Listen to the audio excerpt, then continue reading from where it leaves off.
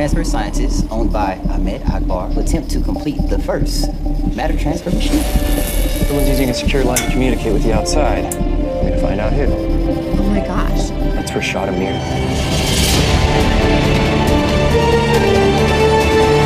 Stop away from the computer! System away! In my wildest expectations, I would have never figured that you would create time travel. My mind is racing with the possibilities. Transferring matter was bad enough. The time travel in your hands. If RAM created matter transfer, they can go anywhere GPS coordinates can take them. Are you okay? We have a problem. I agreed to build the time machine. They already did it. They sent Brand a team somewhere already. We can't kill him. Jesus is a prophet. We should honor him. Yes, we will be creating the greatest deception of all time. I get it. It's the ultimate jihad. Eliminate Christianity by killing Jesus before the resurrection. Muhammad just killed off every Christian that ever existed. He will be remembered as a great prophet, but not as the Son of God.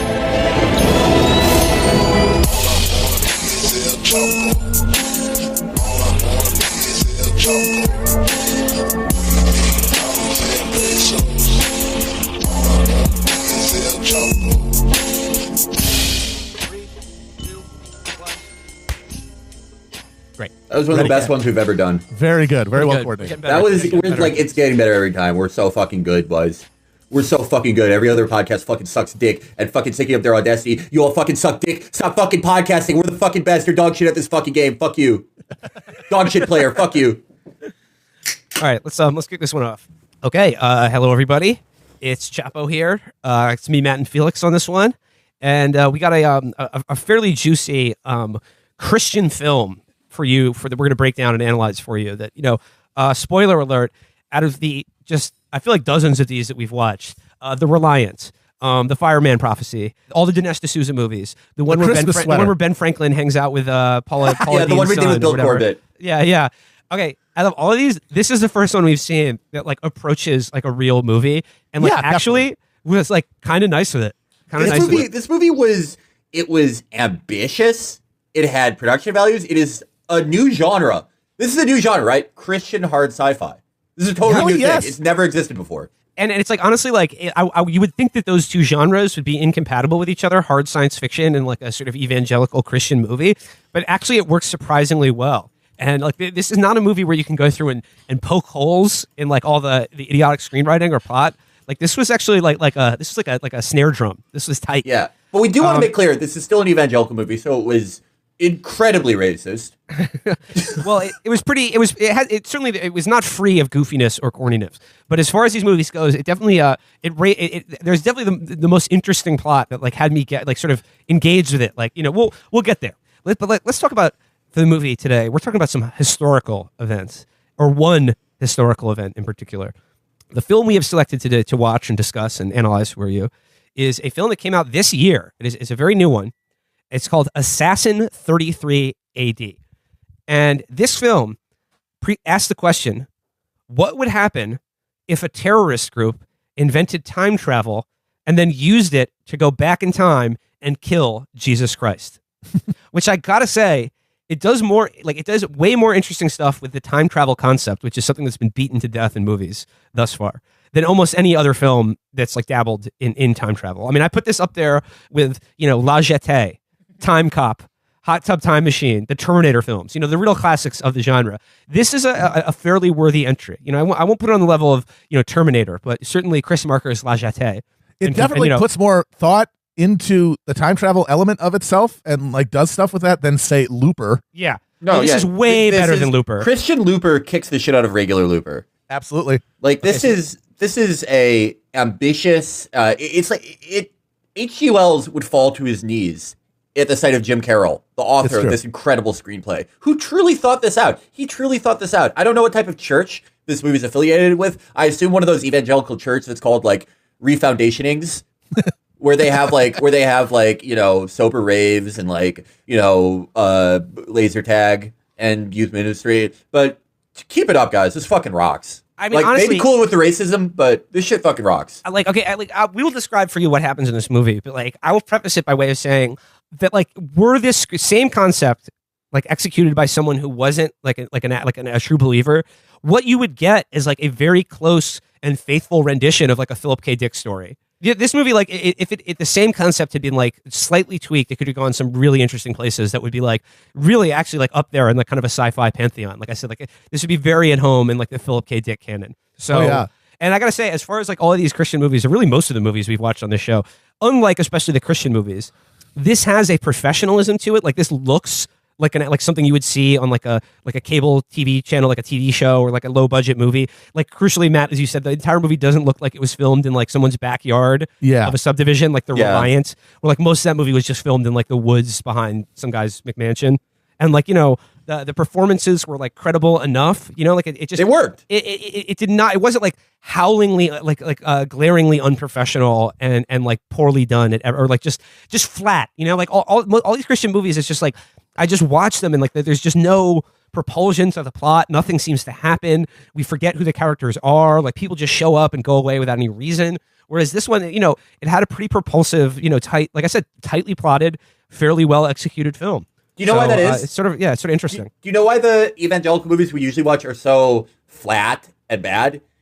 It's because the theology of American Protestantism itself is so flat. The entire belief system is we figured out everything. Mm-hmm. There's no mystery in the universe, which, you know, that's why so many great movies come from religious traditions that are the opposite of that. The idea that God is mystery, that we live in pain. There's so many great... Like the Coen brothers. Yeah, the Coen brothers, or like sort of Catholic tinge to movies. Abel Ferrara. Yeah, Ferrara, Scorsese, Paulo Sorrentino. Why does this movie not have that? It's because they've added an element of the unknown into their theology, which is... what if evangelicals and Muslims had access to time machines? That does throw a wrench into things. Yeah. You're not just listening to some guy like noodle on the guitar in a converted Best Buy. Like that makes you have to think for at least a minute. Yeah. All these other movies, like it's bad things happening to people and then them going like, I'm going to be okay because I believe in God, and he kind of fixes it. Well, that's the thing. There's no action. You just have to forgive. Yeah. So there's no actual thing to do in these movies. Here, you got to save Jesus. What I appreciated about what Jim Carroll, no relation to the Jim Carroll band, unfortunately, what I appreciated about what he did with this movie is that by adding the element of time travel, it creates a kind of like an actual attention to live out and sort of like dramatize like a lot of like interesting like theological and like intellectual questions that do sort of have to do with Christianity about like, you know, so let's just get into it. Yes. So Matt, unfortunately, he was doing mud pies. He was shitting out his doo-doo ass. Matt joined the movie late. So Felix and I will relate to you like the very beginning of the movie. So it begins, and it's a man and his family driving in a car.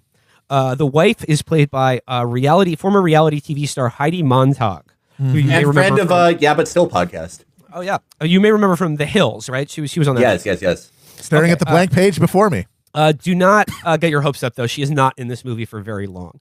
So because these guys know what they're doing. Yeah. Because like I said, like as soon as it started and I saw her and like read a couple lines, I was like, oh brother, here we go again. Another unbelievably bad, like just poorly done on every level, just like shit show. Thankfully, she is dispensed with very early because it is a family and the husband is like driving to his new job or whatever. He's got his wife in the front seat, his two daughters in the back seat. And, you know, he's just like, honey, I think this is what God wants from me. And his wife sort of just becomes overcome in the moment. And Heidi Montag looks at him and says, she tears up and she's like, honey, I just have the feeling that God is going to do something miraculous for you. And he's like, really? Through you. And through you. God is going to do something miraculous through you. And he's like, really, baby? And he doesn't have much time to think about that because the car is T-boned by a truck. Okay. I'm having this feeling that God is about to do something really miraculous through you.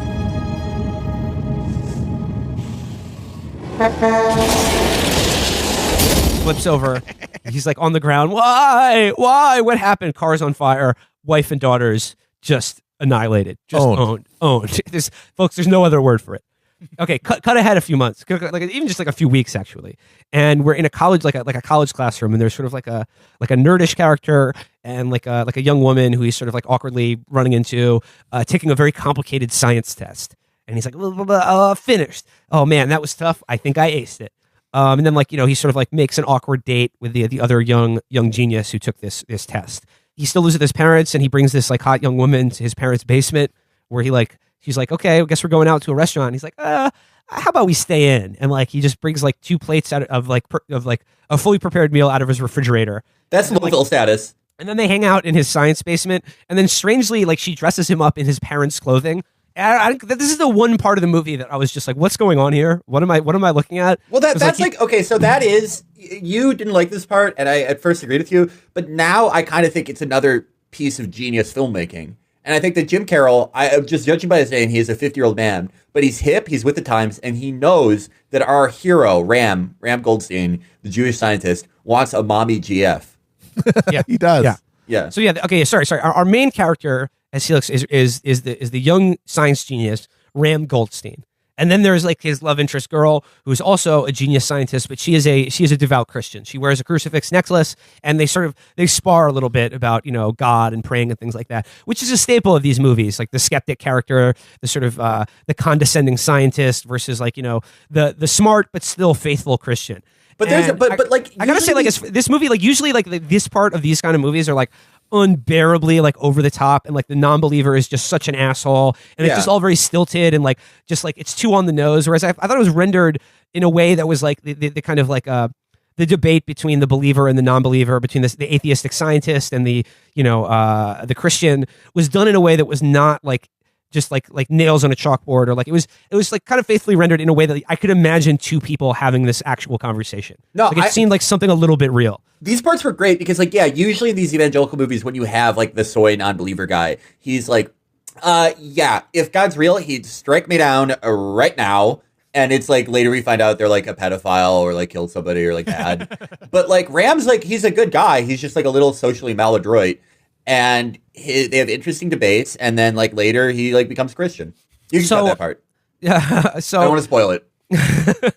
Okay, so then we find out like the sort of science test that they were taking was like a test that was like given by this like sort of rich guy in his like institution, his science institution, where like the top 4 people who pass this incredibly hard science test are recruited by this like technology firm to work on like a secret project.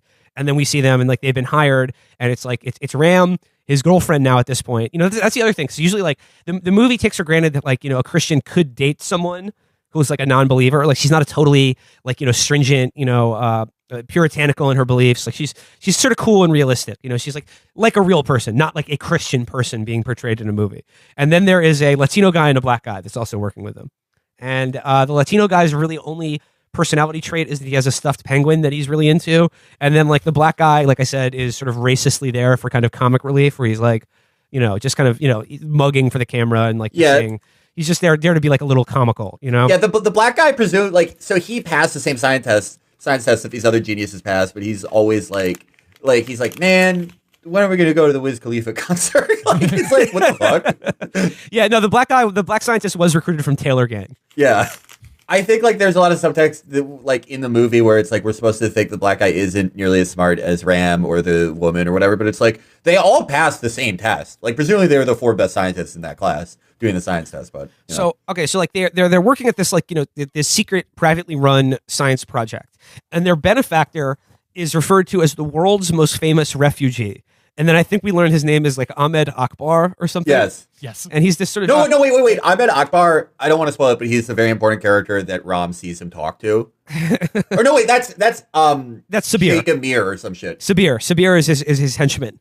So like he's this rich benefactor who's paying them a nice salary, and he's like, oh my, you kids are so brilliant. Like you've made more headway on this project than my entire research staff has in years or whatever, and you're on the verge of this big discovery. And what they're working on, we find out, is basically the Brendlefly teleporter. They're trying to figure out a way to transmit matter through space. That, like as we said, this is what Seth Brendel was trying to do before he, famously. This is what Mark Brendel was doing with his chairs. He was trying to move them across the room. So they're on the verge of creating a teleporter, and then again, like I said, in a pretty kind of like tight bit of like sci-fi sort of universe building and concept mongering. Ram realizes that essentially, if you believe correctly, because you've listened to the Alan Moore Chapo episode, that time exists as physical space, as a 4th dimension of physical space, as a constant. A machine that can teleport matter through space is by definition also a time machine. and he realizes that like the key to syncing up teleportation is factoring in time.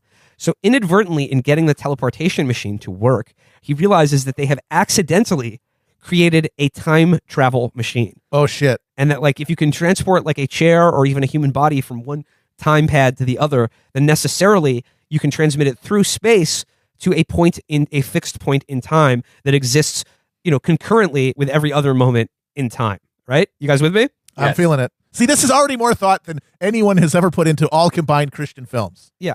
Or even the film Time Cop, where they waste the potential. Oh God, what a attraction. waste of a concept. That still pisses me off to think about. There's two scenes in the past. There's a scene where the guy steals from Confederate gold, and there's a scene where Van Damme throws a guy out of the window during the Great Depression. And that's it. I mean, to be fair, they really only go to one time location in this movie, but they do a lot with it. They do a lot more with it than Time Cop did, that's for sure. Most you could do with this time travel. So, not shortly thereafter, Rom discovers that he has invented time travel. Him and his girlfriend sneak off to the server room for a little canoodling. And then while they're there, he's like, hey, what's this? Someone's attempting to access the server from the outside. Let's just tap into this and see what this outside communication is. And they open up the vid screen, and it is a Al-Qaeda style terrorist leader communicating with their benefactor, Ahmed Akbar. And he's like, is the teleportation device complete? And he's like, we're almost there. Allah, we're doing this for you. And, they're like, oh, as soon as we have it, we can transport a bomb to any GPS coordinates in the world. And we shouldn't have let those refugees in. They become super wealthy and build teleportation devices. And how many times does it need to happen? I mean, honestly, how stupid are we, folks? Yeah. We do get a little backstory for Ahmed, is that when he was a child, he saw his parents executed by ISIS-style terrorists for being Christian. And it's never explained how he started out as Christian and then became a fundamentalist Muslim. Yeah, I thought Ahmed would be that they were doing have you ever seen TCOTs or QAnon? They put the Arabic Christian symbol in their bios, and it's that's the good type of Muslim, the Christian kind. Yeah, but it's this movie's very steadfast in its belief that even the Christian type of Muslim is a Muslim. Well, I think the main thing is the easy no brainer here is he got killed by U.S. troops or something or Israel. Well, no, they clearly but you can't do that. These guys, they have certain mental. However creative this movie is, there are certain mental blocks, and one of them is the idea of humanizing someone who is a victim of American or Israeli violence. They could never do that. Yeah. So instead, it's the Muslims negged me into joining them by killing my parents. Yeah, and so they try to address this. And our genius Ram Goldstein is oh, it's Munchausen syndrome. That's why he's a Muslim. Stockholm syndrome. Munchausen syndrome. No, they say Munchausen. No, she says Stockholm syndrome. So you've got Ahmed, who is secretly working for the terrorists to develop a matter transport device so that they can blow up, the Pentagon or the Second World Trade Center. Yeah. Which actually raises an interesting religious question. If they're going to use a teleportation device to just instantly move a bomb anywhere they want, it would sort of do away with the need for martyrdom. And they wouldn't need to justify killing yourself in a holy war anymore if you could just move a bomb. Because the whole brilliant part about suicide bombing is that if you're willing to die, it's very easy to get a pretty decent explosive device into almost anywhere you need to get it. Oh, yeah. And kill a lot of people to do it. I think in the sequel they'll address this. Okay. So if you had a matter transport device, it would obviate the need for martyrdom. Interesting. The movie doesn't address this, but it's just a thought I had now. Okay, so concurrently to all of this, you have the guy whose family was killed in the very beginning of the movie. His name is Brandt, and he's sort of an operator. He's an ex-operator guy, and we see footage of him weeks after his family dies, and he's in a bottle, and he takes out a gun, and he is thinking about blowing his brains out, and he's like, "No, I'm not a coward. I'm going." That was awesome. They came out strong against suicide in this movie. Saying what everyone's too afraid to say, that it's for cowards. Yes. So he's like, no, fuck this.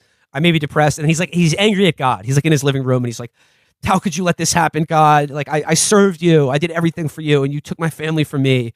You let it happen. You wanted it to happen. You didn't stop it from happening. It's all the same to me.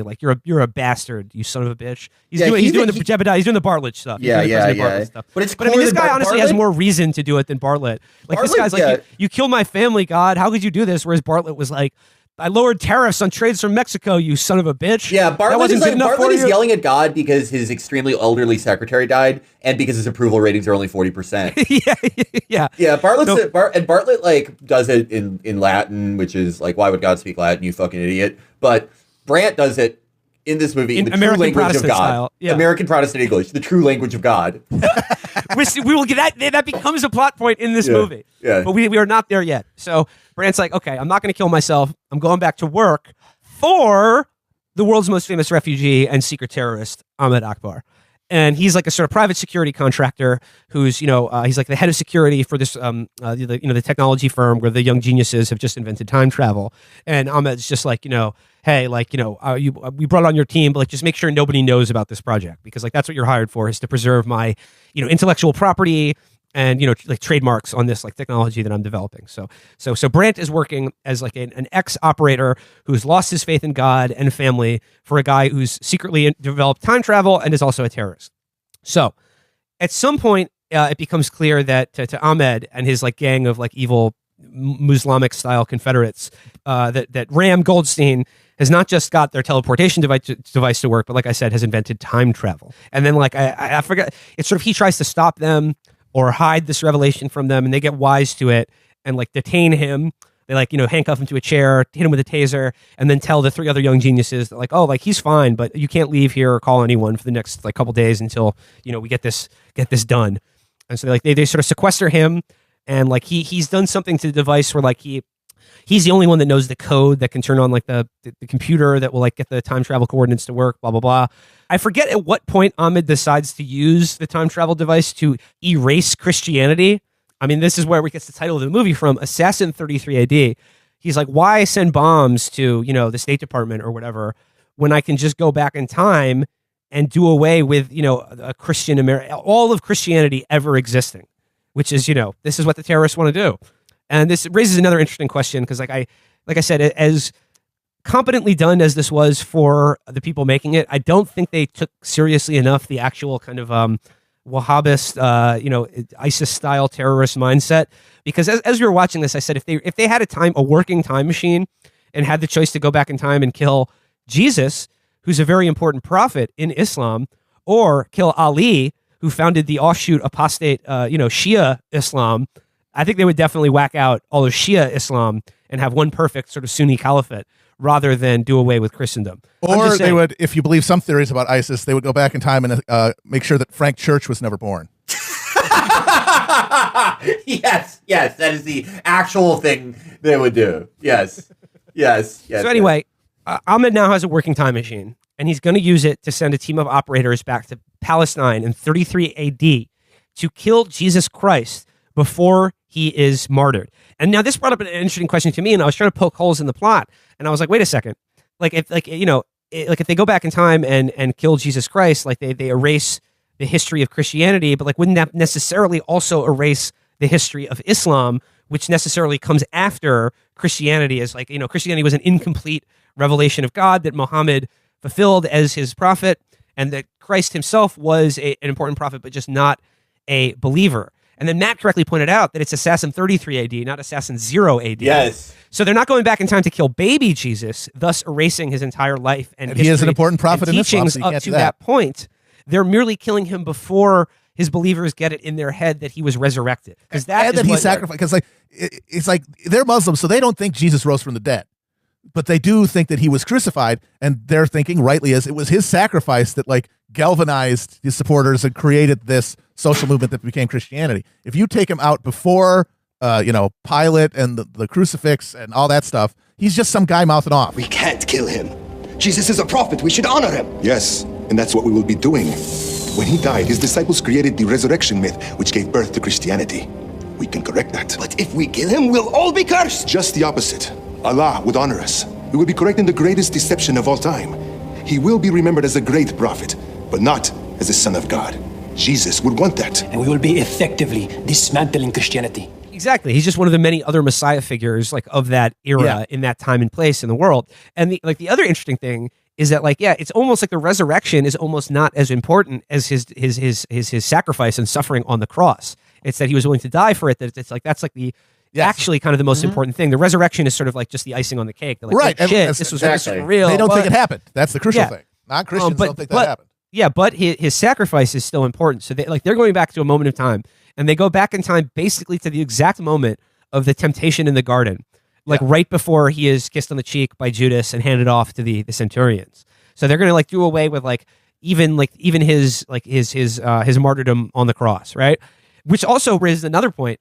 I think the slickest move, if you were the terrorist with a time machine, is to go back and just bring like a herd of goats with you and just bribe Pontius Pilate to just be like, yeah, just let this guy go. Just leave him alone. Because that would do away with the sacrifice. He would just be another guy then. So like that's the slickest move. No assassination is even really necessary if you just pay off Pilate to just let him go with a slap on the wrist and just ignore him for the rest of his life. Interesting. Like I said, raises a lot of questions, this movie. Yeah, it's like I said, they really thought it through. Yeah, it's not like this again. It's not just like, oh, something bad happens, better time to really believe in God, buddy. It's like, no.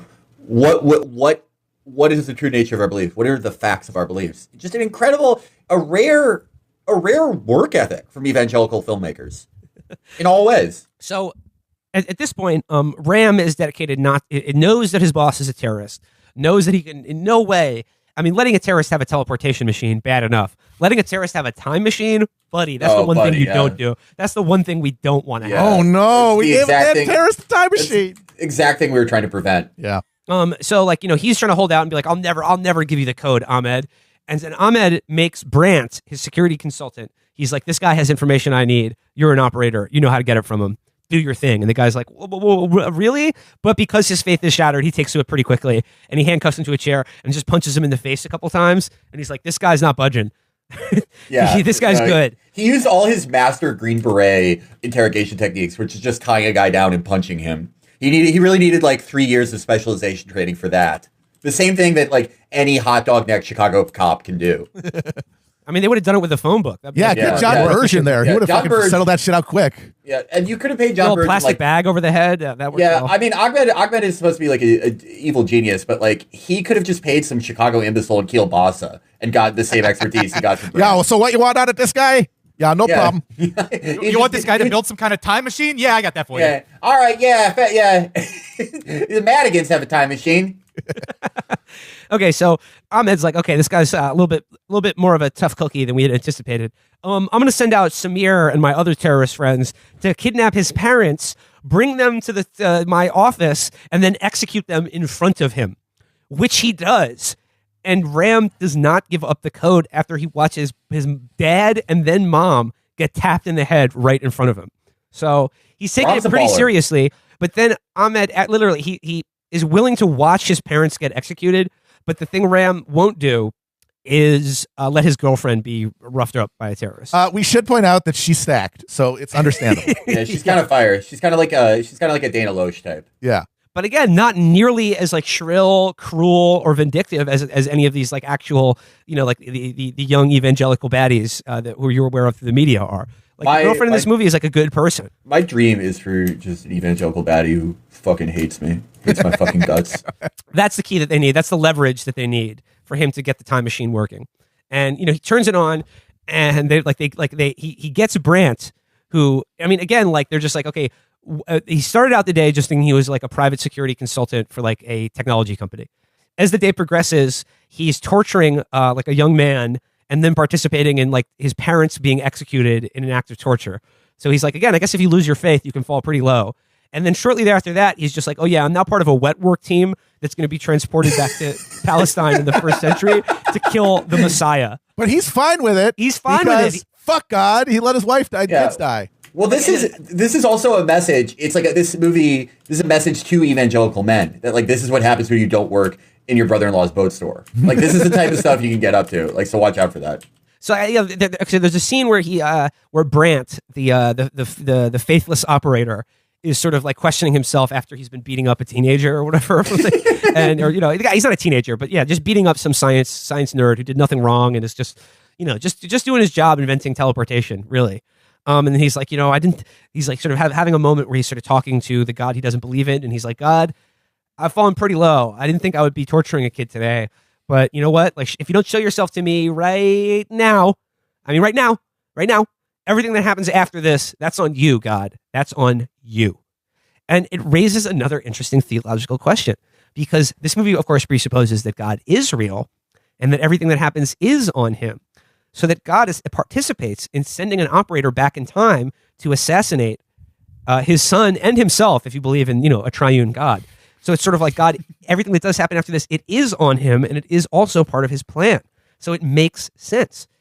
They send the operators, by the way, in full SWAT team gear, back to, like I said, the garden at Gethsemane? Gethsemane, yeah, the garden at Gethsemane. They send a full wet work team in like SWAT team gear and like fucking like assault ARs back to the temptation of the garden. And what happens? Brant, the fucking they spray a couple of the disciples, and then like I think they tag Jesus in the leg, and then Brant is like Jesus gets legged, he's bleeding out, but it's like you can tag and bag him, you can give him a Muslim Christian burial at sea. So Brant is standing over the Son of God, the Messiah, and then Jesus Christ starts speaking to him in English. And when that first started in the movie, I was like, oh, this is fucking ridiculous. The guy, he's speaking English, a language that hasn't even been invented yet, to this guy in perfect 21st century American Protestant Christian English. But then they explain that Brant is the only one who experiences that. None of the other Muslimic style assassins, they're just hearing Aramaic, or like they're not being spoken to in a language they recognize. So Brant experiences Jesus Christ speaking to him in a language that doesn't exist, is communicating with him, which is like a pretty good indication that it's the real McCoy that you're dealing with. Again, who you're standing over with like a 45 caliber handgun pointed at his head. And then he's like, are you the Son of God? Like, like if you really were the Son of God, you would stop this from happening. And then he's like, but Brant, what if I want it to happen? I like it. Like, I'm actually Brant's laughing. Like, you know what? You made a good point. Pow, pow! Double tap to the head. If you really are the Son of God, you can stop these bullets. Unless I allow it. No. You are not giving me your life. I am taking it from you. I've already died for you. These lies. Do what you must do. Just more lies. This is for taking my family.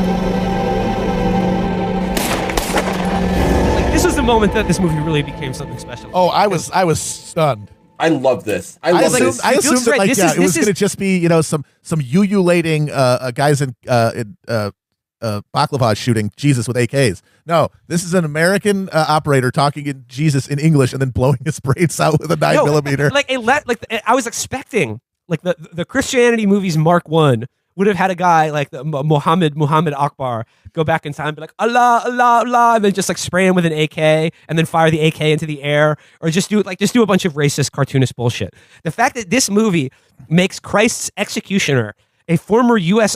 soldier and faithful servant of Christ who has lost his faith, then experience something miraculous happen. And by that, I mean a guy speaking in English, not time travel, which is already a big one. That's a big one.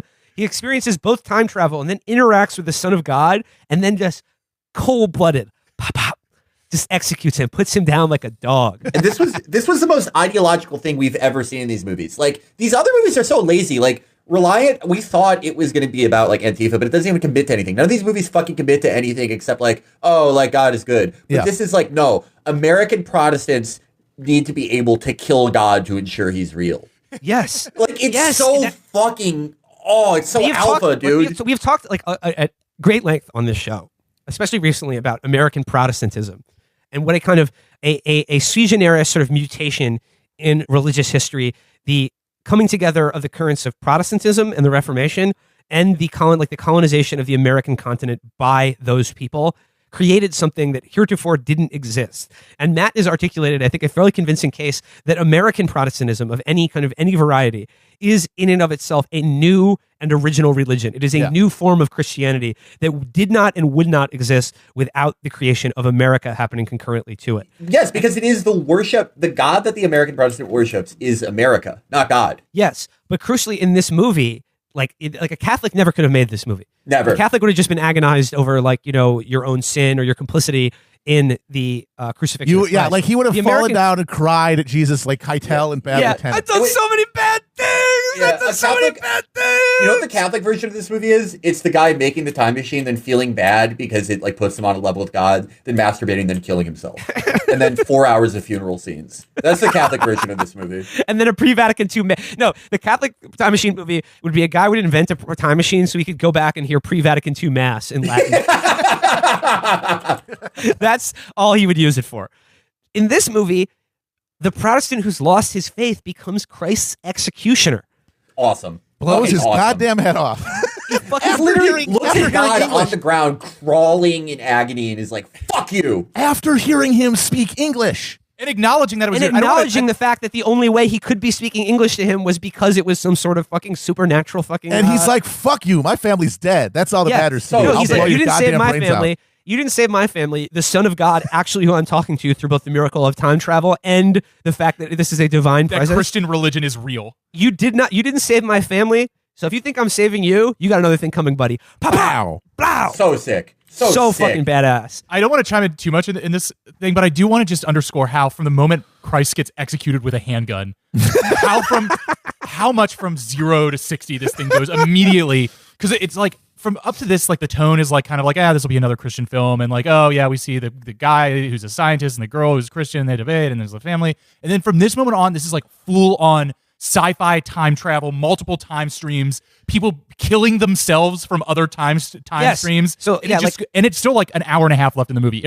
It honestly rocks. So like, I mean, at this point, like this is going to become very complicated to like accurately relate the plot of a movie to you, because obviously anytime you have to do with time travel and multiple timelines, things get very convoluted. And this is of course different than usually when we have a hard time describing the plot of Christian movies, because everyone looks identical. And they're just all standing in kitchens around like marble countertops. And you're like, I stopped paying attention to who any of these people are 10 minutes ago. This is actually like kind of hard because they really take the time travel thing seriously.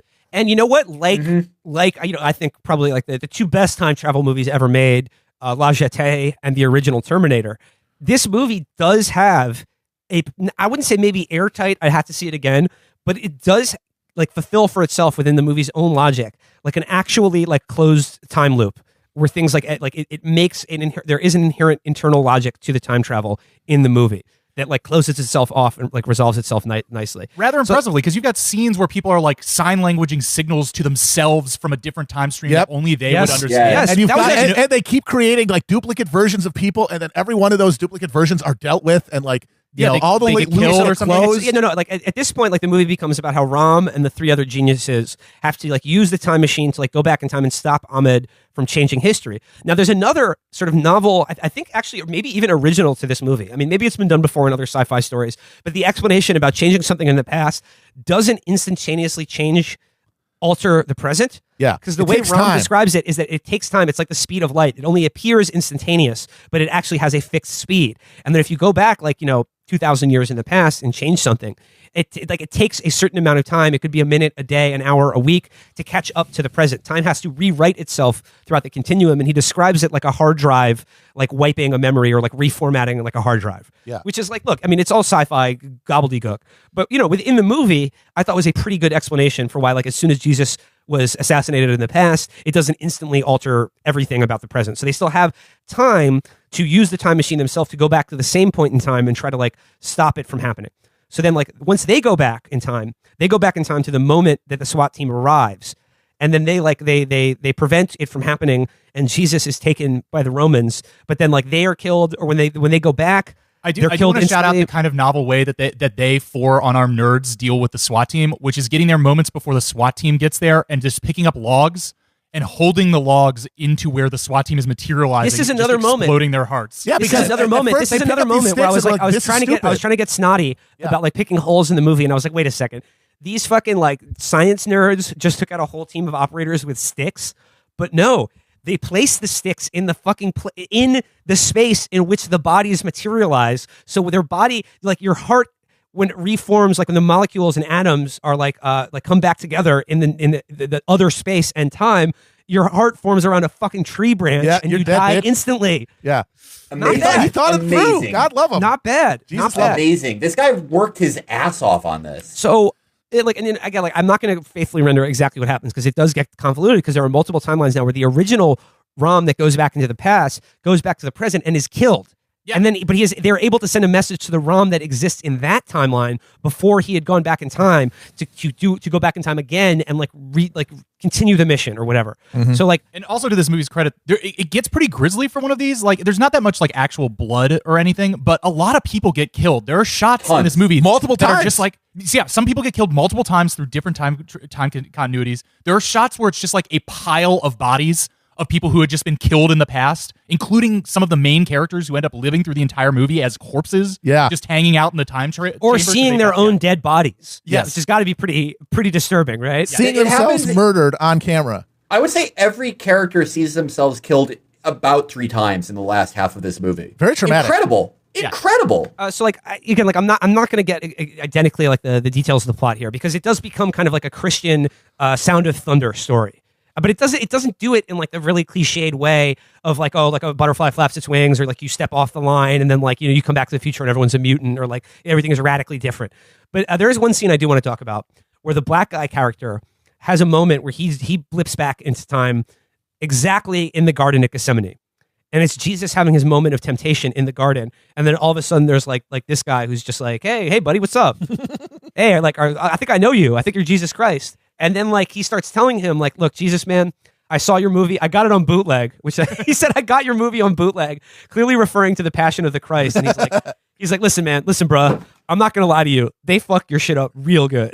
Like they whip you. They're gonna put a crown of thorns on you. They're gonna nail your ass to a 2x4 and let you hang there for 3 days while you suffocate. Not good. But then the weird thing is he's trying to talk Jesus out of it, which would functionally fulfill the same role that Ahmed the terrorist is trying to do by killing him. Yeah, the guy really does not get Christianity. He does not really comprehend the whole idea. He has a good heart, but he You don't want to see a guy go through that, but he kind of has to. Yeah, no, and Jesus really wants to. He's like, you know what it reminded me of? It reminded me of the drug scenes in Walk Hard. No, you don't want no part of this. You don't want that. They're going to whip you. They're going to beat you. You're going to die for all mankind's sins. You don't want that. So at some point, Brant and Sabir, who's the evil Muslimic henchman, like Mark II of them are sent back again back to 33 AD in the Garden of Gethsemane. They get separated or something, and then they're stuck there. Everyone has these weird little like wristwatches, or what can like actually like these are the thing that allows them to be retrieved from that space to the other sci-fi space in the present stuff. But it like the way they set it up, it like narratively works. If you have one of these wristwatches on, you can get taken back. If you lose yours, you're stuck there. You're stuck in in first century Palestine, which again, like you don't speak the language. You have like you're dressed differently than anyone else, and then like the girlfriend at one point gets shot in the stomach and is just bleeding out in the desert, like in the fucking some dirty ass town next to Golgotha for a couple days. So then Brant, the executor of Christ, but in this timeline they have prevented that, so Christ still is alive in this 33 AD Mark II. He has been taken by the Romans at this point and is being like led on the procession to Calvary. Brant, like they get like local clothes, and Brant is trying to like blend in, but Sabir, the asshole, keeps his gun with him, and they're just like walking through a market, and he just like steals a tomato. That actually isn't that is a bit of actual. That's a goof. That tomato is a new real fruit. Does not exist. Tomatoes not exist. Did not exist at that point. Get a date or something. Come on. You read the Bible, you know what fruits are in there. Tomatoes are not one of them. Dude, it's like, dude, the hottest thing right now is like, ancient grains. Yeah. Just any of those Ezekiel products, those existed in the Bible. Yeah. All of those delicious grain, all those delicious whole grains. You could get them at any market in Palestine. They're great. They're good for you, wholesome, delicious.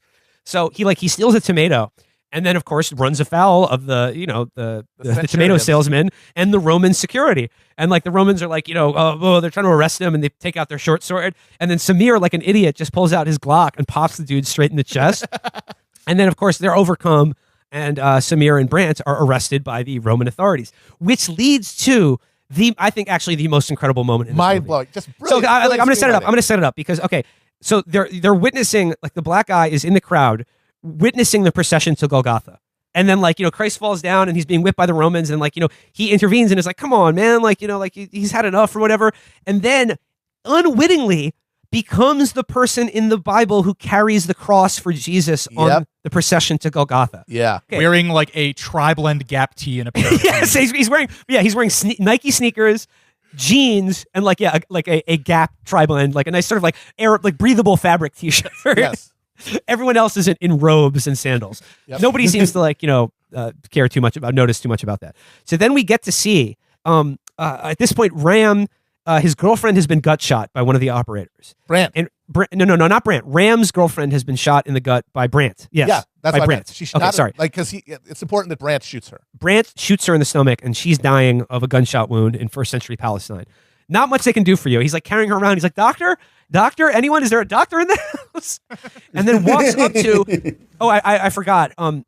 When they were arrested by the Romans, Sabir loses his time wristwatch, and then a woman you may know, picks the wristwatch up off the ground and takes it with her.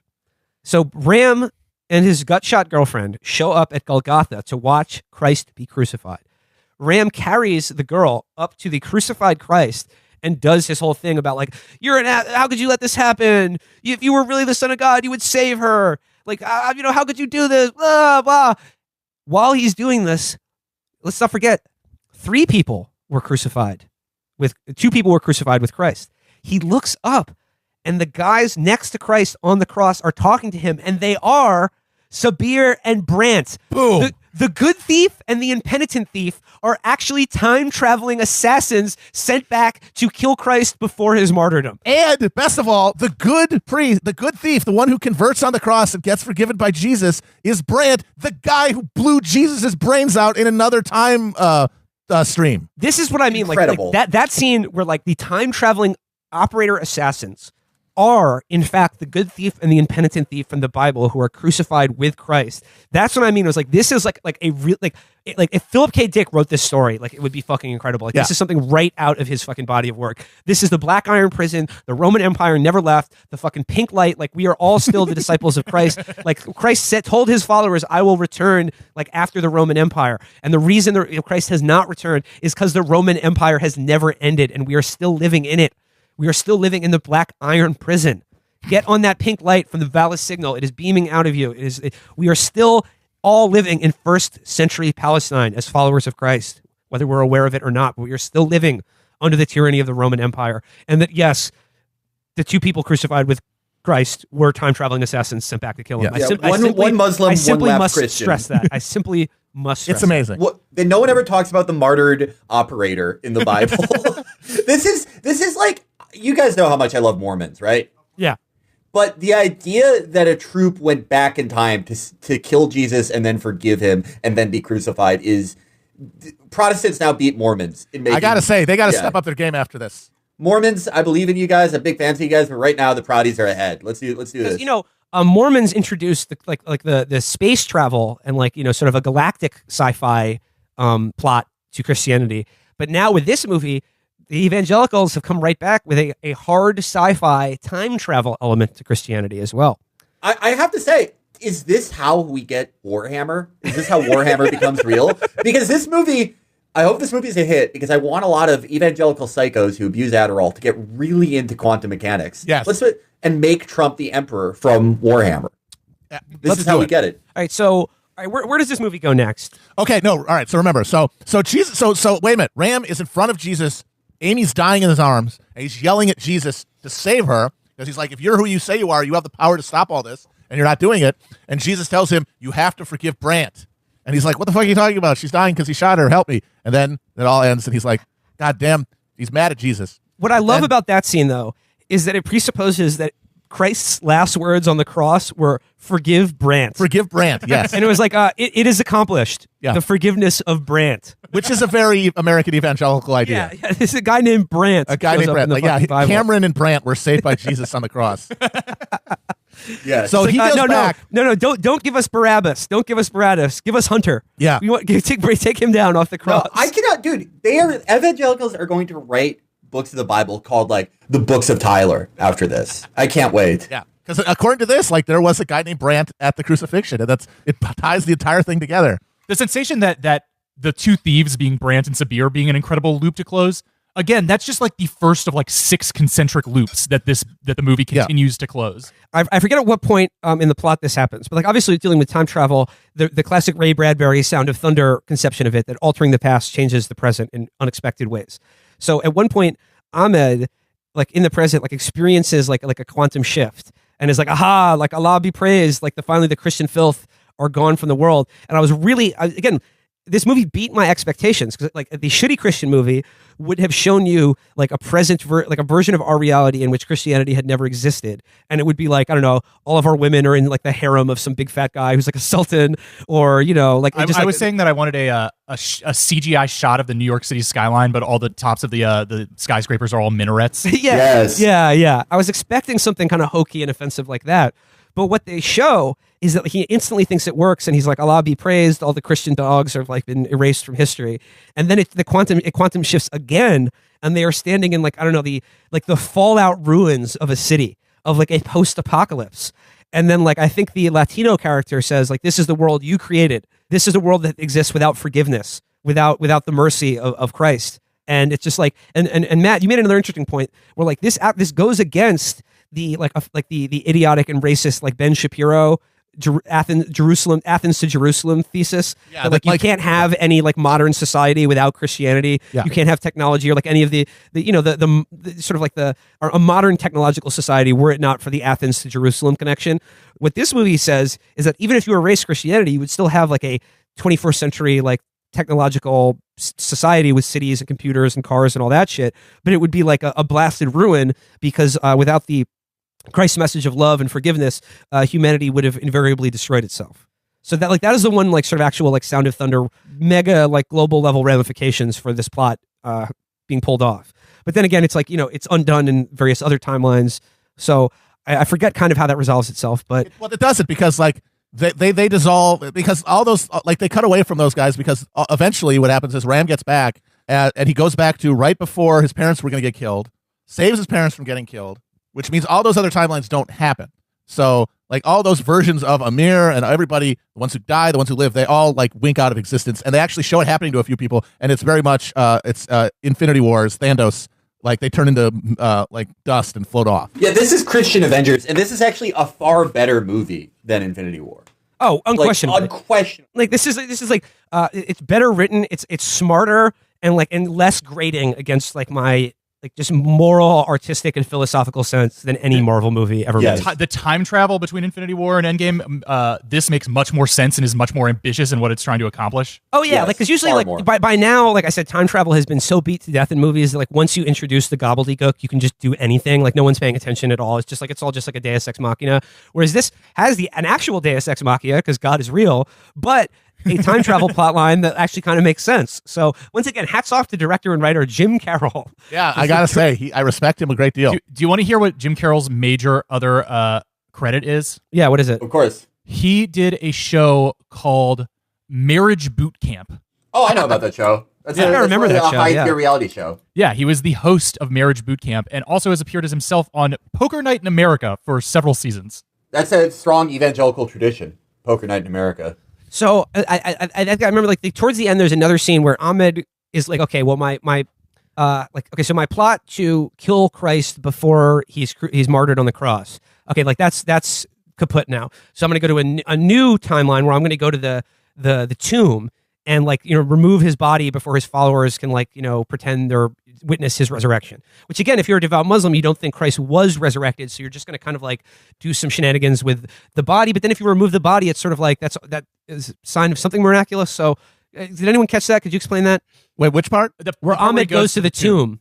Oh, I honestly know. They end up going to the tomb and seeing Jesus, and the girlfriend gets to witness the resurrection. Yeah, the girlfriend witnesses the resurrection before she dies, and she gets some FaceTime with JC. FaceTime with JC. But the gist of it is that they like protect his emergence, and like Mary and the people, they see him, they go into the thing, they're waving for some reason that some things I missed. One of them was they're in the cave waving glow sticks, which really impressed Mary. No, Ahmed brings glow sticks to the cave to just like give him some, so they can rave out. Yeah, some reading light while he's waiting there. So, at the end of it, the thing that matters is after all these twists and turns, and it is very Baroque, but they all make sense. Ram shows back up right before his parents get killed, saves his parents while he is tied to a chair about to watch them get killed, and then goes to stop the whole thing. Ahmed gets the drop on him with his guys, but then Brandt gets Ram Mark 2 or 3 goes back to a timeline where he's interacting with Brandt Mark 1 before he goes back in time to execute Jesus Christ. Right. And yes. Ram Mark 3 is aware that Brandt will, in the future, kill his girlfriend. But Jesus has told him, forgive Brandt. Yeah. So there's a point where Ram has the gun on Brandt, who's just like, buddy, I don't know what you're talking about. Time travel? This is a bit much for me. I haven't killed Amy yet. I don't know what you're talking about. And he's just like, you will, you ass, you bastard, or whatever. But he can't stop thinking about what Christ told him. And Ram makes the decision not to forgive Brandt, Mark 1, before he goes back in time to kill Jesus and his girlfriend. So Brant experiences a moment of Christian forgiveness, and like that is his sort of like re-coming to faith. And the other interesting thing that I said when I was watching this is that by introducing a time travel element to a religious movie, it dramatizes just for the viewer, but for the characters in the movie that are normal people who are not the Son of God, the choice to die or to forgive someone that you know will kill you or someone you love in the future. It dramatizes in a way that makes more literal like the Christian act of forgiveness. Like, so it's sort of like it puts you in the mindset of like both Christ's decision to give up his own life and to suffer and die for humanity, but also the decision to forgive the people who persecuted him, while they were doing it, essentially. So like with time travel, it gives you like, you have the foreknowledge of what will happen and you still make the same choice. Okay, tell me if this is a little crazy, but what do you think the theological or historical significance of Jesus Christ, of God saying that the presumably Jewish scientist must forgive the Gentile soldier?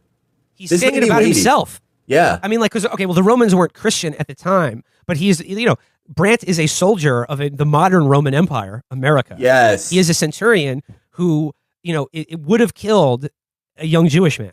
Yes. And wait, what does that young Jewish man do at the end of the movie? Oh my God. Okay, so this is where it goes.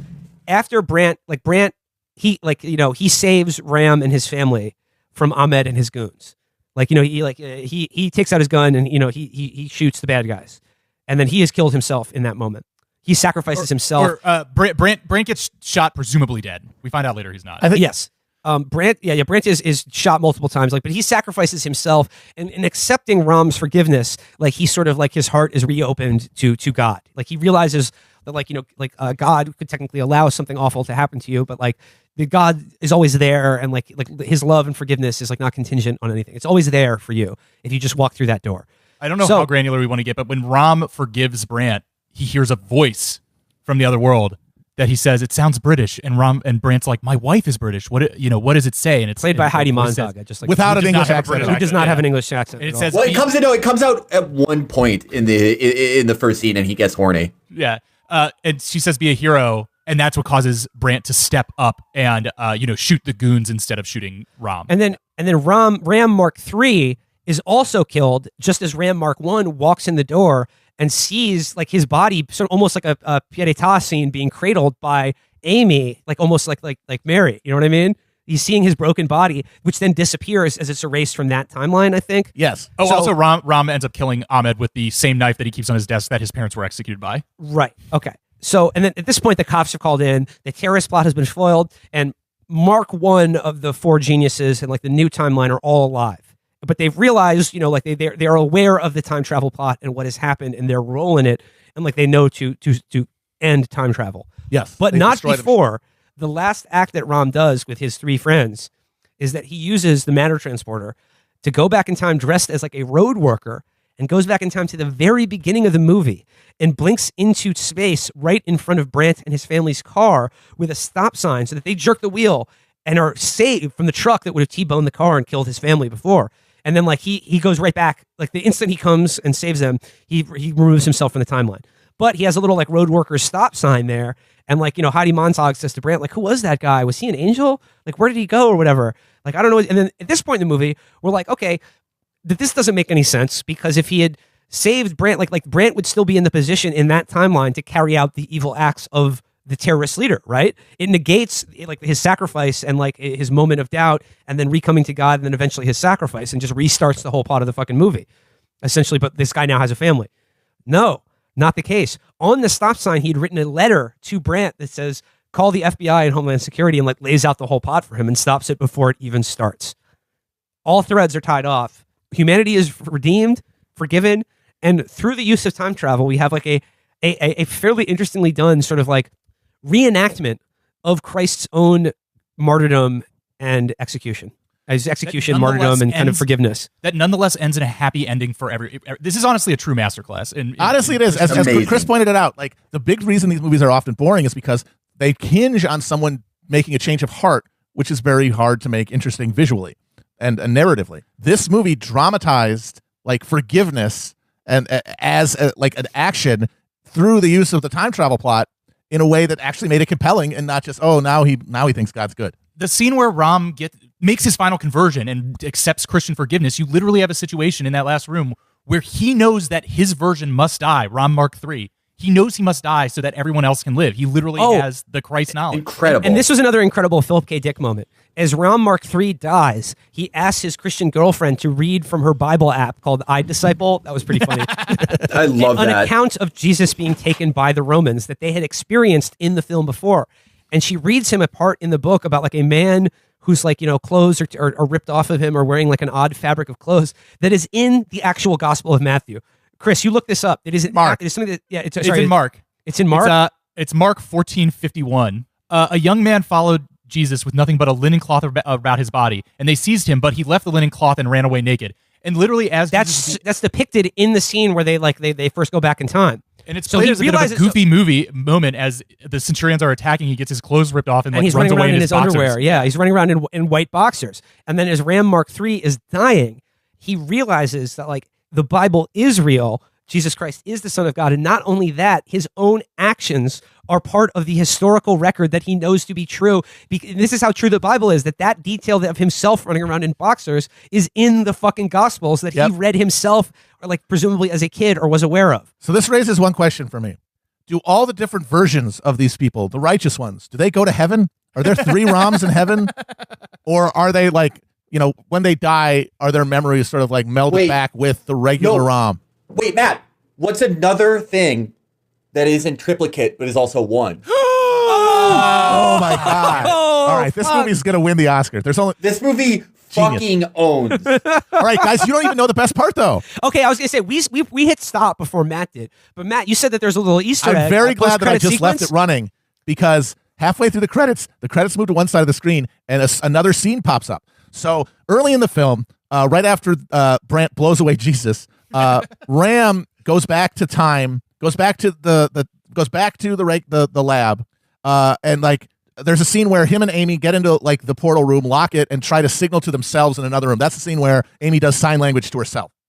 What we didn't say is that those versions of Amy and Ram, they get shot. Like the terrorist henchmen break in, they shoot them, and then the other ones go back in time, and then that's where they kill the guys with the sticks, and that's where the other things start.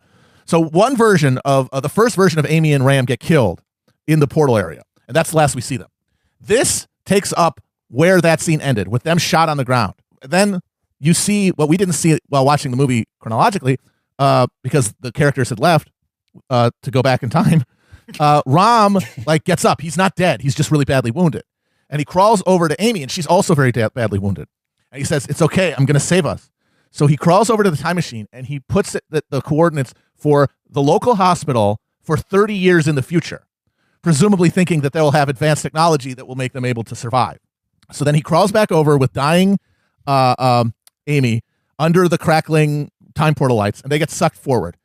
Camera is now on them as they like emerge on concrete. They're lying on concrete. They're both bloody. You can hear in the background gunshots. Like it sounds like a battle scene, like the crackle of automatic weapons fire.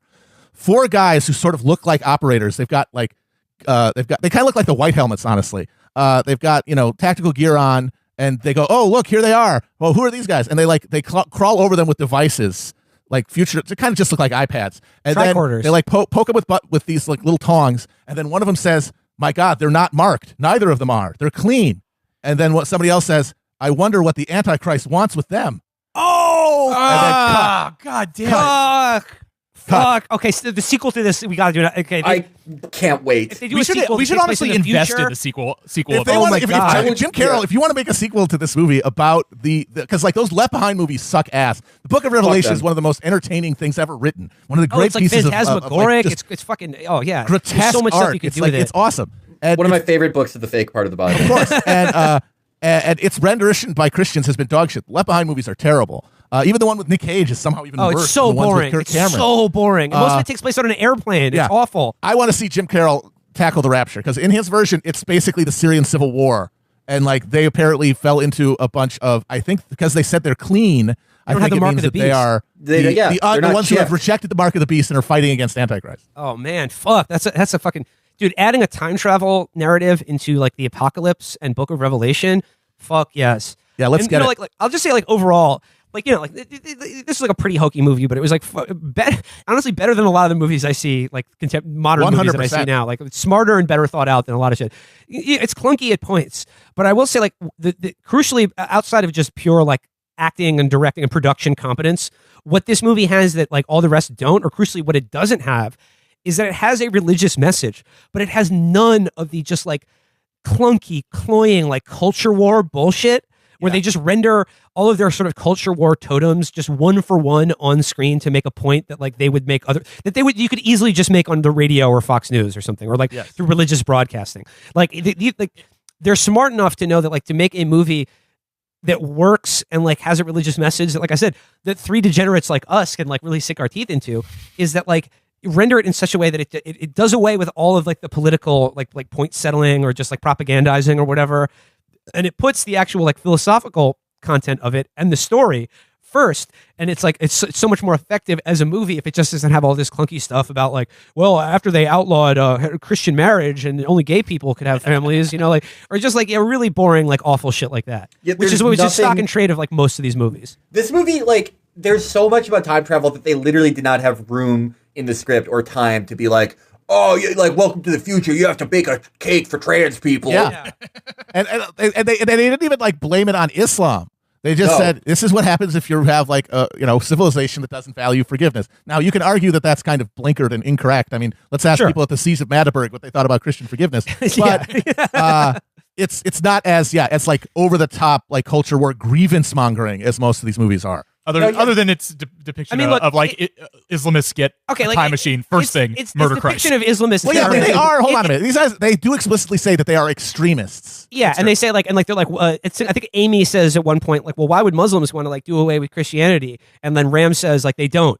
These are extremists, you know? It's like they have that little tip of the cap or whatever. But I will say this, its depiction of Islamic terrorism is certainly no worse than any other movie made by liberal Hollywood. Yeah, absolutely. This movie is just as offensive as Zero Dark 30. Oh, yeah. Like, way less offensive because Zero Dark 30 is about a real thing that fucking happened. Yeah. And is actual propaganda for the fucking CIA. Unlike Zero Dark 30, you know who stops the extremists? A multiracial, neurotypical and neuroatypical congregation of people. Not just the lily white operators. And, you know, Ahmed the bad guy is killed in, like, you know, kind of an action movie kind of thing. But, like, the message of Zero Dark 30 is just like, let's roll, baby. We're finally getting revenge for 9/11. Whereas, like, the actual message of this movie is about forgiveness. Forgiveness and love and, like, using science for beautiful Christian ends. This movie has way better politics than any crap from liberal, godless Hollywood. I would say give Jim Carroll a Marvel movie, but I don't want his talents wasted on that. No, it would be a waste of Jim Carroll. It would be an absolute waste. Like, this man...